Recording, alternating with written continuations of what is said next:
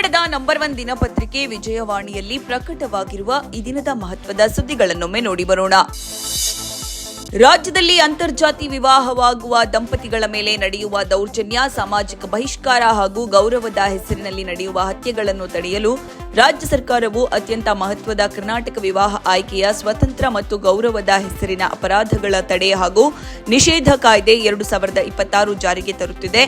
ಈ ಕುರಿತ ಮಸೂದೆಯನ್ನು ಶಾಸನ ಸಭೆಯಲ್ಲಿ ಮಂಡಿಸಲು ಗುರುವಾರ ನಡೆದ ಸಚಿವ ಸಂಪುಟ ಸಭೆಯಲ್ಲಿ ಒಪ್ಪಿಗೆ ನೀಡಲಾಗಿದೆ. ಸಂವಿಧಾನ ನೀಡಿರುವ ವೈಯಕ್ತಿಕ ಸ್ವಾತಂತ್ರ್ಯ ಮತ್ತು ಸಮಾನತೆಯ ಹಕ್ಕುಗಳನ್ನು ಎತ್ತಿ ಹಿಡಿಯುವುದು ಇದರ ಮೊದಲ ಉದ್ದೇಶವಾಗಿದೆ. ಸಂಪುಟ ಸಭೆಯ ಇನ್ನಷ್ಟು ನಿರ್ಧಾರಗಳನ್ನು ತಿಳಿಯಲು ಇಂದಿನ ಮುಖಪುಟದ ವರದಿ ಓದಿ.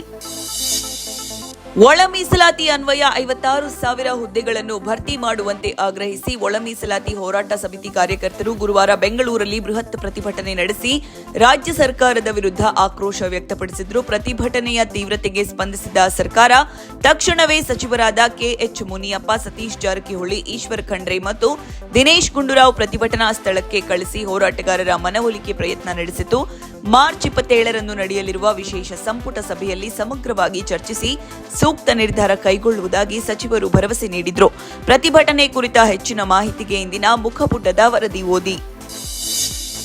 ಇರಾನ್ ಮತ್ತು ಇಸ್ರೇಲ್ ಅಮೆರಿಕ ನಡುವಿನ ಯುದ್ಧ ಮುಂದುವರೆದಿದ್ದು, ಪರ್ಷಿಯನ್ ಗಲ್ಫ್ನಲ್ಲಿ ವಾಣಿಜ್ಯ ಹಡಗುಗಳ ಮೇಲೆ ನಡೆದ ದಾಳಿಯಲ್ಲಿ ಓರ್ವ ಭಾರತೀಯ ಸಿಬ್ಬಂದಿ ಮೃತಪಟ್ಟಿದ್ದಾರೆ. ಇರಾಕ್ನ ಬಸ್ರಾ ಸಮೀಪ ಅಮೆರಿಕ ಮಾಲೀಕತ್ವದ ತೈಲ ಟ್ಯಾಂಕರ್ ಮೇಲೆ ಇರಾನ್ ಅಂಡರ್ ವಾಟರ್ ಡ್ರೋನ್ ಮೂಲಕ ದಾಳಿ ನಡೆಸಿದೆ. ಹಡಗಿನಲ್ಲಿದ್ದ ಓರ್ವ ಭಾರತೀಯ ಸಿಬ್ಬಂದಿ ಸಾವನ್ನಪ್ಪಿದ್ದಾಗಿ ಬಗ್ದಾದ್ನ ಭಾರತೀಯ ರಾಯಭಾರ ಕಚೇರಿ ತಿಳಿಸಿದೆ. ಯುದ್ಧ ನಿಲ್ಲಿಸಲು ಇರಾನ್ 3 ಪ್ರಮುಖ ಬೇಡಿಕೆಗಳನ್ನು ಮುಂದಿಟ್ಟಿದೆ. ಇರಾನ್ನ ಸಾರ್ವಭೌಮ ಹಕ್ಕುಗಳನ್ನು ಅಧಿಕೃತವಾಗಿ ಗುರುತಿಸಬೇಕು, ಯುದ್ಧದಿಂದ ಆಗಿರುವ ನಷ್ಟಕ್ಕೆ ಪರಿಹಾರ ನೀಡಬೇಕು, ಭವಿಷ್ಯದಲ್ಲಿ ಇರಾನ್ ಮೇಲೆ ಯಾವುದೇ ದಾಳಿ ನಡೆಯದಂತೆ ಖಾತರಿ ನೀಡಬೇಕು ಎಂದು ಹೇಳಿದೆ. ಈ ನಡುವೆ ಹಾರ್ಮುಜ್ ಜಲಸಂಧಿ ಮೂಲಕ ಒಂದು ತೈಲ ಟ್ಯಾಂಕರ್ ಮುಂಬೈಗೆ ಆಗಮಿಸಿದೆ.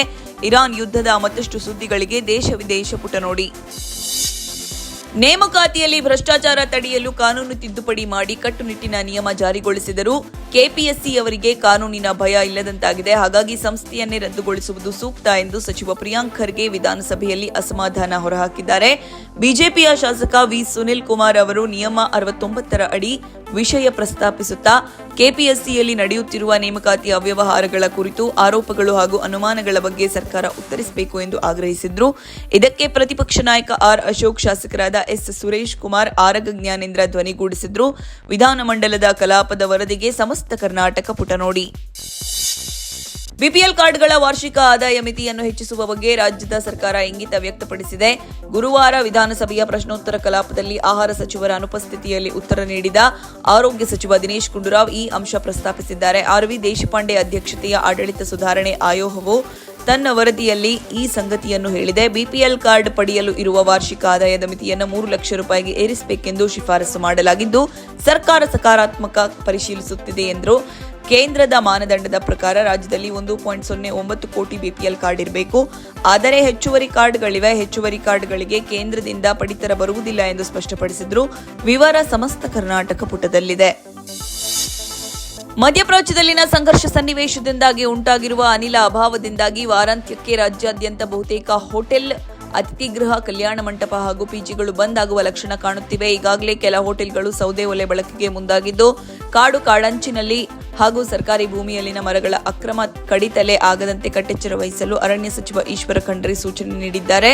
ಸಿಲಿಂಡರ್ ಕೊರತೆ ಸಂಬಂಧಿತ ಸುದ್ದಿಗಳು ಸಮಸ್ತ ಕರ್ನಾಟಕ ಪುಟದಲ್ಲಿ ಪ್ರಕಟವಾಗಿದೆ. ಅಮೆರಿಕ, ಇಸ್ರೇಲ್ ಮತ್ತು ಇರಾನ್ ನಡುವಿನ ಯುದ್ಧ ಜಗತ್ತನ್ನೇ ಬೆಚ್ಚಿ ಬೀಳಿಸಿದ್ದು, ಈ ಸಮರ ಈಗಾಗಲೇ 12 ದಿನಗಳನ್ನು ಪೂರೈಸಿದೆ. ಈ ಸಮರ ಯಾವಾಗ ಕೊನೆಗೊಳ್ಳಲಿದೆ ಎಂಬುದರ ಬಗ್ಗೆ ಜಾಗತಿಕ ತಜ್ಞರು ತಮ್ಮದೇ ಆದ ವಿಶ್ಲೇಷಣೆಗಳನ್ನು ನೀಡುತ್ತಿದ್ದಾರೆ. ಈ ನಡುವೆ ಯುದ್ಧ ಶೀಘ್ರ ಕೊನೆಗೊಳಿಸುವ ಸೂಚನೆಯನ್ನು ಅಮೆರಿಕ ಅಧ್ಯಕ್ಷ ಡೊನಾಲ್ಡ್ ಟ್ರಂಪ್ ನೀಡಿದ್ದಾರೆ. ಆದರೆ ಯುದ್ಧ ಯಾವಾಗ ಕೊನೆಗೊಳ್ಳಬೇಕು ಎಂಬುದನ್ನು ನಾವು ನಿರ್ಧರಿಸುತ್ತೇವೆ ಎಂದು ಇರಾನ್ ಕಟುವಾಗಿ ಪ್ರತಿಕ್ರಿಯಿಸಿದೆ.